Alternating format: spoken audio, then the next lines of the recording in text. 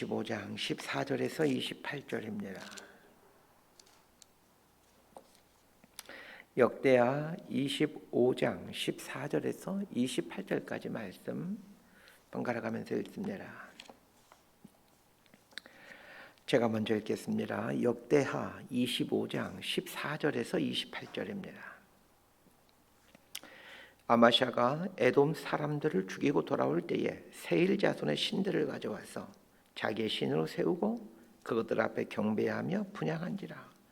그러므로 여호와께서 아마샤에게 진노하사 한 선지자를 그에게 보내시니 그가 이르되 저 백성의 신들이 그들의 백성을 왕의 손에서 능히 구원하지 못하였거늘 왕은 어찌하여 그 신들에게 구하나이까 하며, 선지자가 아직 그에게 말할 때에 왕이 그에게 이르되 우리가 너를 왕의 모사로 삼았느냐 그치라 어찌하여 맞으려 하느냐 하니, 선지자가 그치며 이르되 왕이 이 일을 행하고 나의 경고를 듣지 아니하니 하나님이 왕을 멸하시기로 작정하신 줄 아노라 하였더라. 유다 왕 아마샤가 상의하고 예후의 손자 여호아스의 아들 이스라엘 왕 요아스에게 사신을 보내 이르되 오라 서로 대면하자 한지라. 이스라엘 왕 요아스가 유다 왕 아마샤에게 사람을 보내어 이르되 레바논 가시나무가 레바논 백향목에게 전가를 보내어 이르기를 내 딸을 내 아들에게 주어 아내로 삼게 하라 하였더니 레바논 들짐승이 지나가다가 그 가시나무를 짓밟았느니라. 내가 에돔 사람들을 쳤다고 내 마음이 교만하여 자긍하는도다. 내 궁에나 있으라 어찌하여 화를 자초하여 너와 유다와 함께 망하고자 하느냐 하나, 아마샤가 듣지 아니하였으니 이는 하나님께로 말미암은 것이라. 그들이 에돔 신들에게 구하였으므로 그 대적의 손에 넘기려 하심이더라. 이스라엘 왕 요아스가 올라와서 유다 왕 아마샤와 더불어 유대의 베세메스에서 대면하였더니 유다가 이스라엘 앞에서 피하여 각기 장막으로 도망한지라. 이스라엘 왕 요아스가 베세메스에서 요아스의 손자 요아스의 아들 유다 왕 아마샤를 사로잡고 예루살렘에 이르러 예루살렘 성벽을 에브라임 문에서부터 성 모퉁이 문까지 400규빗을 헐고 또 하나님의 전 안에서 오벤 에돔이 지키는 모든 금은과 그릇과 왕궁의 재물을 빼앗고 또 사람들을 볼모로 잡아가지고 사마리아로 돌아갔더라. 이스라엘 왕 요아스의 아들 요아스가 죽은 후에도 유다 왕 요아스의 아들 아마샤가 15년간 생존하였더라. 아마샤의 이외의 처음부터 끝까지의 행적은 유다와 이스라엘 열왕기에 기록되지 아니하였느냐. 아마샤가 돌아서서 여호와를 버린 후로부터 예루살렘에서 무리가 그를 반역하였으므로 그가 라기스로 도망하였더니 반역한 무리가 사람을 라기스로 따라보내어 그를 거기서 죽이게 하고 28절 함께 있습니다. 그의 시체를 말에 실어다가 그의 조상들과 함께 유다 성읍에 장사하였더라. 아멘. 이 내버려 두는 것을 유기라고 합니다. 그런데 유기, 내버려 둠이 하나님의 가장 큰 심판입니다. 매를 드는 것이 작은 심판이라고 한다면 내버려 둠, 유기는 가장 무서운 심판입니다. 하나님이 처음부터 내버려 두는 인생은 한 사람도 없습니다. 하나님이 세상을 이처럼 사랑하사 독생자를 주셨으니 라는 요한복음 3장 16절 말씀처럼 우리를 너무 사랑하셔서 우리를 구원하시기 위해 하나님은 모든 것을 쏟으십니다. 그러나 끝까지 하나님과 상관없는 삶을 살려고 하는 인생에게는 하나님도 어떻게 할 수가 없다는 것입니다. 믿음이란 무엇입니까? 하나님 아래 나를 굴복시켜 하나님과 관계를 맺고 살게 하는 능력이 믿음입니다. 반대로 불신앙이란 나를 하나님과 연관시키지 않는 것입니다. 그래서 하나님과 상관없는 삶을 사는 것, 이게 불신앙입니다. 하나님과 상관없이 사는 인생에게 하나님은 어떻게 하실 수가 없습니다. 어제 본문 말씀과 오늘 본문 말씀은 분열된 이후 남유다의 9대 왕인 아마샤에 대한 이야기입니다. 이 남유다의 왕들에 대해서 배우고 있는데 이 왕들에 대해 첫 번째 가져야 될 생각은 그들은 모두 하나님의 마음에 합했다라고 칭찬받았던 다윗 왕의 후손들이라는 것입니다. 하나님께서 다윗 왕에게 영원히 그 왕위를 견고하게 해주시겠다라고 하신 그 약속을 기억하면서 다윗의 후손들인 그들이 어떤 삶을 살았는지를 생각해 보셔야 됩니다. 다윗의 후손들은 하나님께서 다익한 언약 때문이라도 복을 누릴 수밖에 없는 사람들이었습니다. 그럼에도 불구하고 이 남유다 왕들의 삶 속으로 들어가 보면 적지 않은 사람, 그 왕들이 비참한 인생을 살았다는 것을 알게 됩니다. 이 부분은 우리 그리스도인들이 눈여겨볼 필요가 있습니다. 왜냐하면 하나님의 자녀가 되었지만 우리도 자칫하면 이 땅을 살아가는 동안 비참한 인생을 살 수 있기 때문입니다. 또 실제로 그런 사람들 많이 있지 않습니까?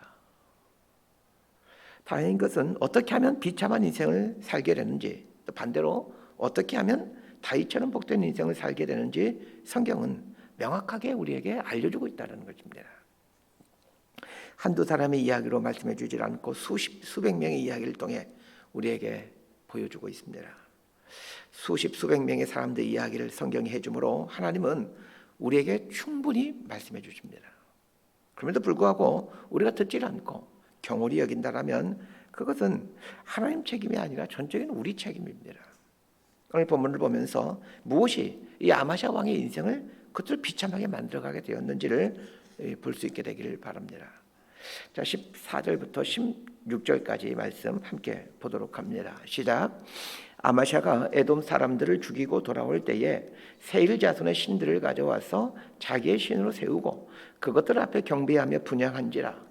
그러므로 여호와께서 아마샤에게 진노하사 한 선지자를 그에게 보내시니 그가 이르되 저 백성의 신들이 그들의 백성을 왕의 손에서 능히 구원하지 못하였거늘 왕은 어찌하여 그 신들에게 구원하였까 하며 선지자가 아직 그에게 말할 때에 왕이 그에게 이르되 우리가 너를 왕의 모사로 삼았느냐 그치라 어찌하여 맞으리 하느냐 하니 선지자가 그치며 이르되 왕이 이를 행하고 나의 경고를 듣지 아니하니 하나님이 왕을 멸하시기로 작정하신 줄 아노라 하였더라.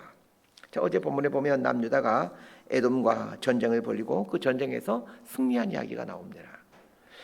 근데 오늘 본문을 보면 에돔과의 전쟁에서 대승을 거두었는데 에돔과의 승리 이후에 이 아마샤가 변했다라는 이야기를 하고 있습니다.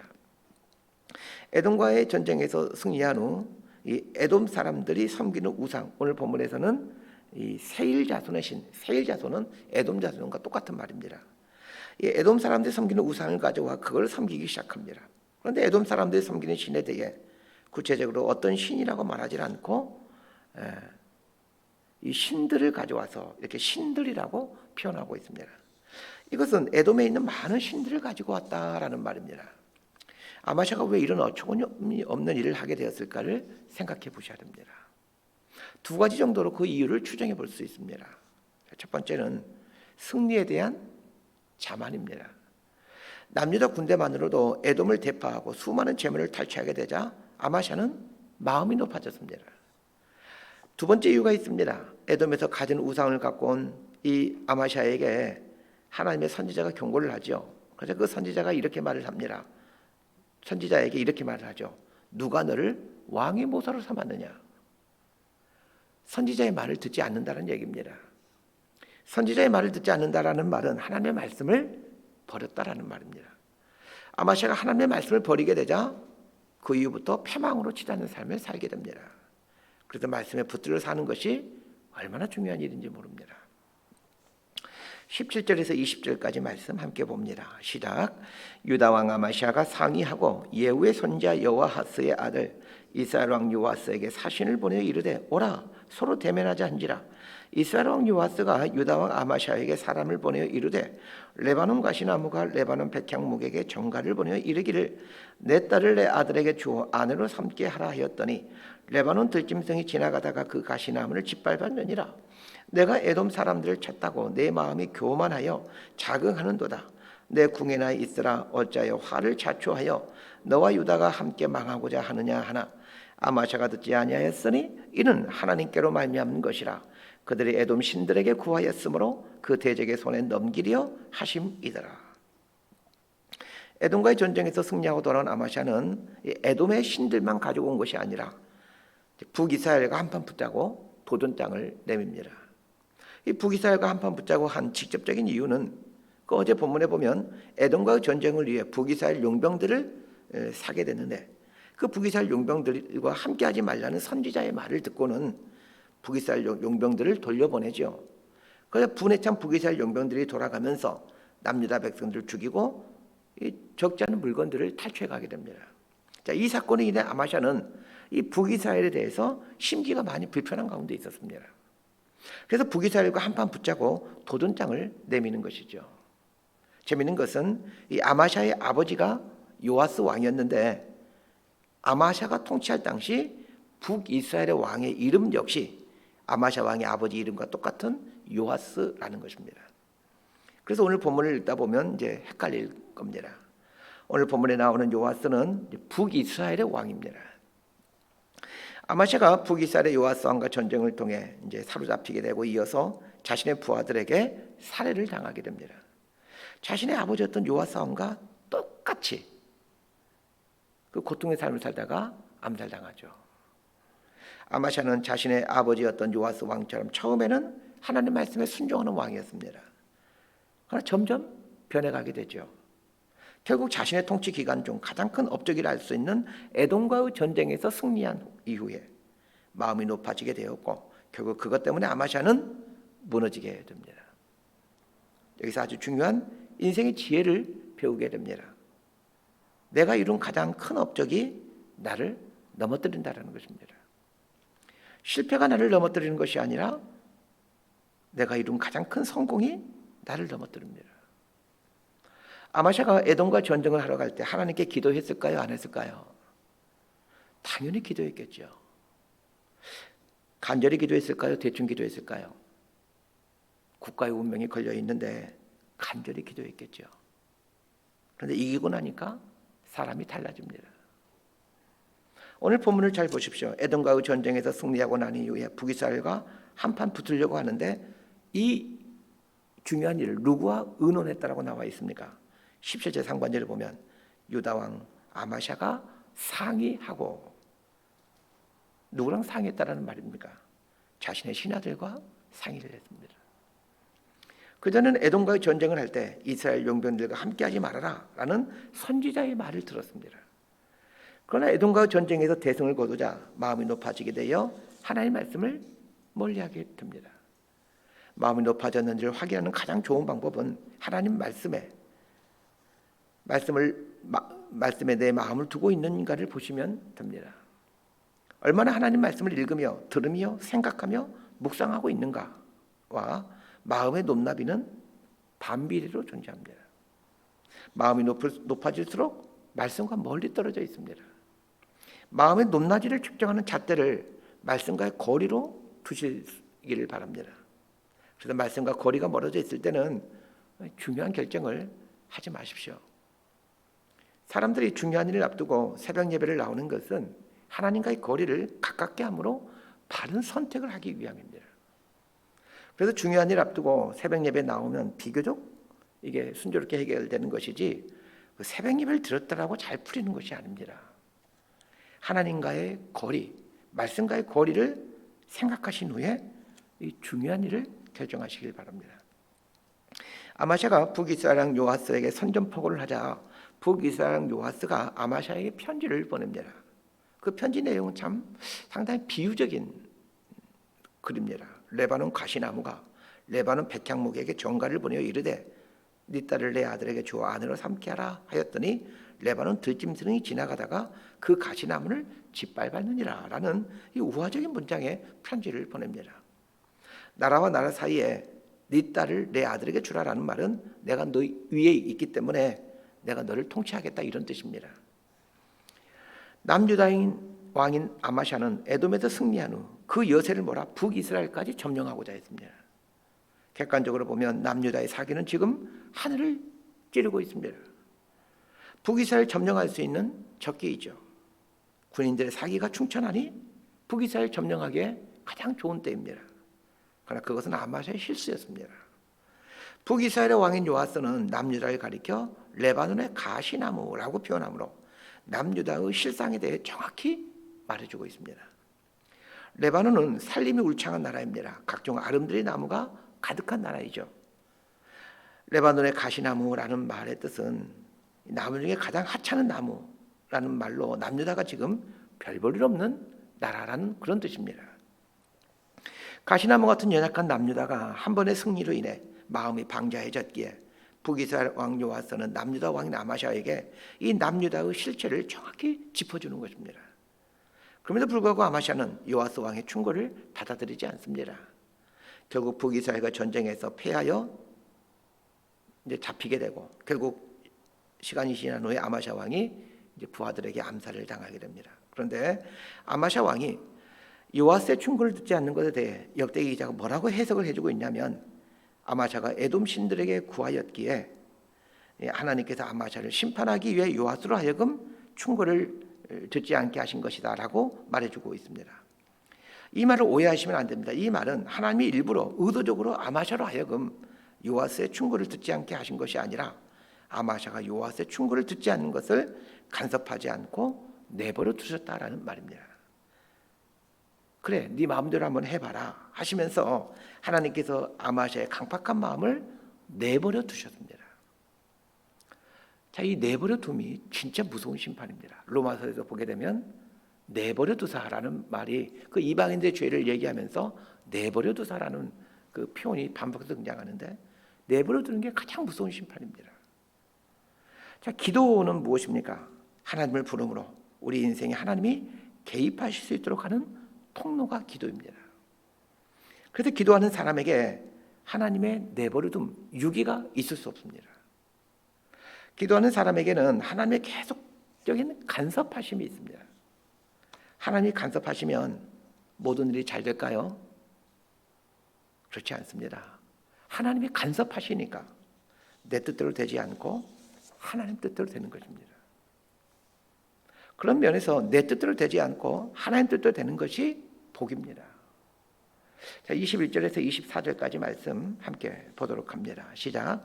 이스라엘 왕 요아스가 올라와서 유다 왕 아마샤와 더불어 유다의 베세메스에서 대면하였더니 유다가 이스라엘 앞에서 패하여 각기 장막으로 도망한지라.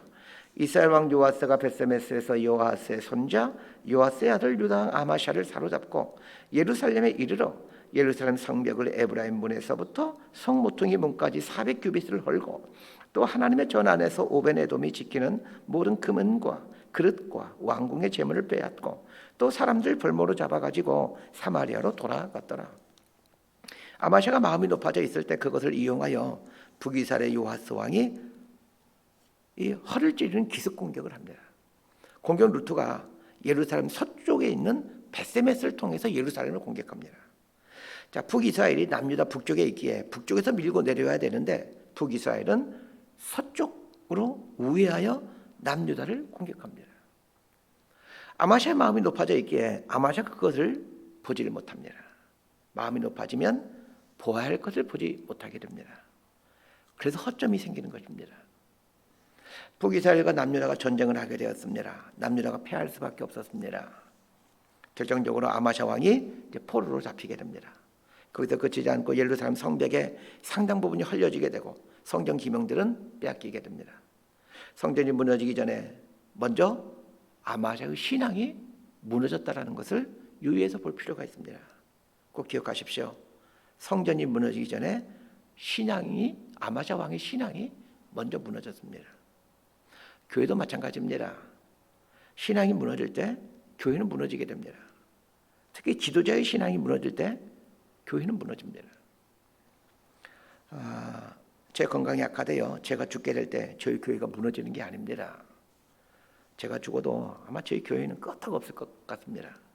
교회 훌륭한 분들이 많이 있는데 그거 무너지지 않습니다. 그러나 목사의 신앙이 무너지면 교회가 금방 무너집니다. 그래서 교회 지도자의 건강이 무너지는 것보다 더 신경 써야 될 것은 그 지도자의 신앙이 무너지지 않는 것입니다. 아마샤는 그의 아버지 요아스가 하나님을 떠남으로 그의 말년이 얼마나 비참했는지를 똑똑히 보았으면서도 아마샤는 아버지가 걸어갔던 어리석은 길을 그대로 뒤쫓아갑니다. 이 얼마나 어리석은 일입니까?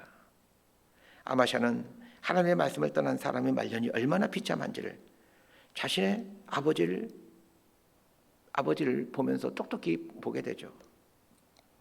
자, 그럼 우리는 어떻습니까? 우리는 아마샤의 인생뿐만 아니라 아마샤 아버지인 요아스의 인생도 얼마 전에 살펴보았습니다. 그것뿐만이 아닙니다.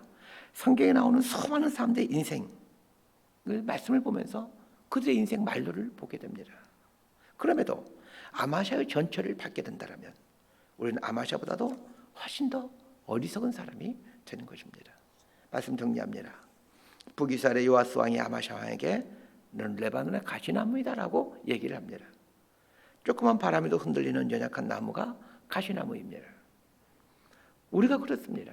한 번의 승리로 마음이 높아져서 우쭐하는 게 우리입니다. 마음이 높아진 상태에서 결정하는 모든 일들은 100점 100패입니다. 그러기에 하나님께 마음을 두고 말씀 아래에 나를 붙들어 매고 하나님께 기도하면서 하나님의 간섭하심을 구하는 것입니다. 이런 삶을 평생도록 살게 되면 그 인생은 형통한 인생이 될 수밖에 없습니다. 아마샤의 신앙이 무너지자 자신의 인생뿐만 아니라 국가도 무너지고 하나님의 성전도 더럽혀졌습니다. 신앙이 무너지면 모든 것이 무너집니다. 그래서 하나님 붙들고 말씀 붙들고 기도의 삶을 살아야 하는 것입니다. 다윗의 후손인 아마샤 왕조차도 하나님 말씀에서 멀어지는 삶을 살게 되자 하나님의 심판이 임했다는 것을 기억하면서 하나님 앞에서 긴장의 끈을 놓치지 않게 되기를 바랍니다. 인생이 얼마나 짧은지 모릅니다. 짧은 인생 살면서 영원하신 하나님 말씀을 붙들고 말씀에 붙들려 영혼을 살아가는 저와 여러분 모두가 되기를 진심으로 소망하고 축복합니다. 기도하겠습니다. 하나님 아버지, 이 아마샤 왕의 이야기가 역사 속에 있었던 한 사건이 아니라 하나님의 말씀으로 우리 삶에 와 닿을 수 있기를 원합니다. 아마샤의 신앙과 인생을 통해 우리에게 분명하게 보여주고 말씀해 주시는 하나님의 음성을 듣고 거기로부터 교훈을 받아 다윗이 전심으로 한평생을 하나님을 붙들고 살아갔듯이 우리 또한 그렇게 살아갈 수 있도록 은총을 내려 주옵소서. 예수님 이름으로 기도드리옵나이다. 아멘.